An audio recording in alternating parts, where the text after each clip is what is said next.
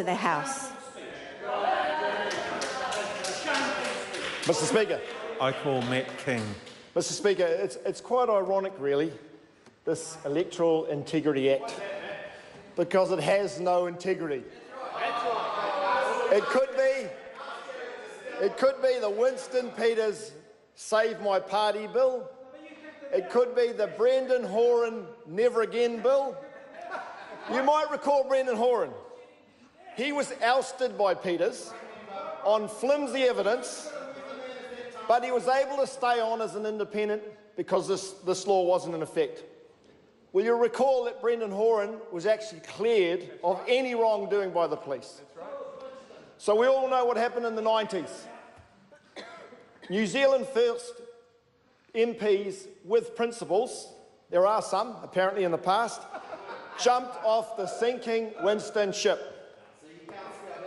The rat stayed on the ship. He doesn't want that happening again. So he's made sure, as part of coalition negotiations, that he included this affront to democracy. I look across at those New Zealand First MPs. I see there's only one of them in the House today. I know they can't seriously believe that this is good for them. Seriously. If they cross swords with their leader, Mr. Peters, they are gone burger. No ifs, no buts, they are gone.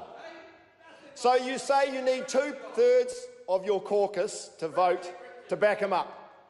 Well, just under half your caucus are ministers. Who appoints them? Mr. Peters. That's right. So you are hardly going to go against the guy that's given you the job. So who in their right mind is going to disagree with Mr. Peters? I say none. He can control his flock. He can round them up.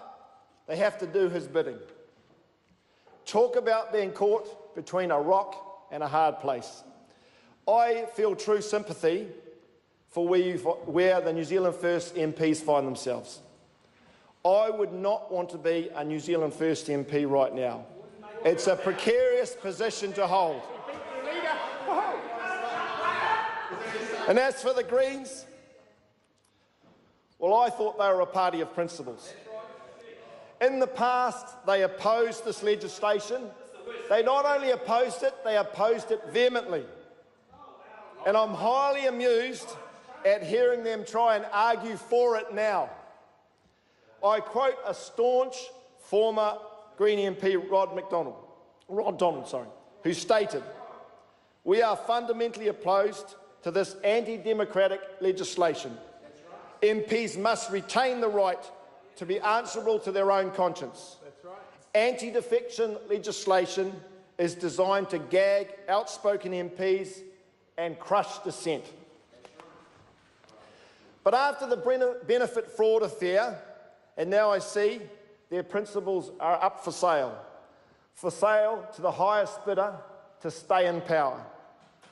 The Greens are willing to do it in exchange... Point of order, Derek Ward. Mr. Speaker, but this is getting ridiculous. That member is now questioning whether our principles are for sale, and that's exactly what he said. And he's been talking about New Zealand's First members' lack of principles and lack of integrity throughout this entire speech. And that last statement that he made about our principles, or implying that our principles are for sale, is not acceptable. The Honourable... Thank you, Mr. Speaker. Firstly, that member can't even spell principle. Secondly, Mr. Speaker, he didn't say that. He did not say that, and the member should be more accurate. Yeah. Okay. Dr. Nick Smith. I totally agree with the point that's been made by the Leader of the House, but I'd like you to reflect on the contribution that was made by Derek Ball during his speech. It was very robust. It made all sorts of comments that members of this side of the House could take offence to, and for him now to block the speech from my colleague on the basis of being sensitive would be inconsistent with his own contribution. Okay, thank you for the contributions. Now, the particular points that I heard were actually spoken about the Green Party immediately after you rose, Mr. Ball. There has been some robust discussion, and I don't see why that should not continue. There was not any specific allegations, and so I'm going to take that in the broadness of the debate, and I think Mr King can carry on.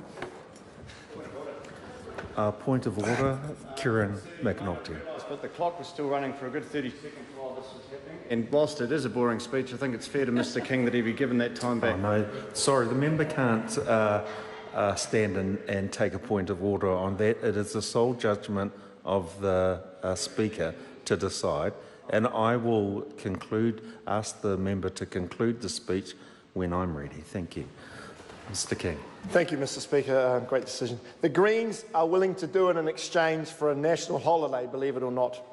Former Labour Prime Minister Geoffrey Palmer stated, MPs should not be coerced by standover tactics in closed rooms by party leaders. I find it interesting as a newbie MP to see this coalition government twisting and turning, backflipping and bending over to accommodate their quite opposing views just to stay in power. It's only been 5 months. It's going to be a hell of a ride with these guys. Arguing for this piece of legislation is like putting lipstick on a pig. You can't dress it up any other way. It's overriding democracy to maintain your political position, and it's an abuse of power of the worst kind. This is not what the voters wanted or need. It effectively stifles the freedom of expression in the House, a freedom that has special constitutional value. My voters in Northland want me to be able to speak freely when representing them in Wellington, and speak for them I do. This law would mean I would have to march in tune purely to my leader. Order. Order. The member's time has expired. Thank you.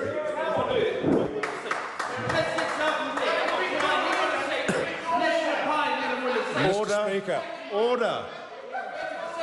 Order. I call Greg O'Connor, 5-minute call. Mr Speaker, I stand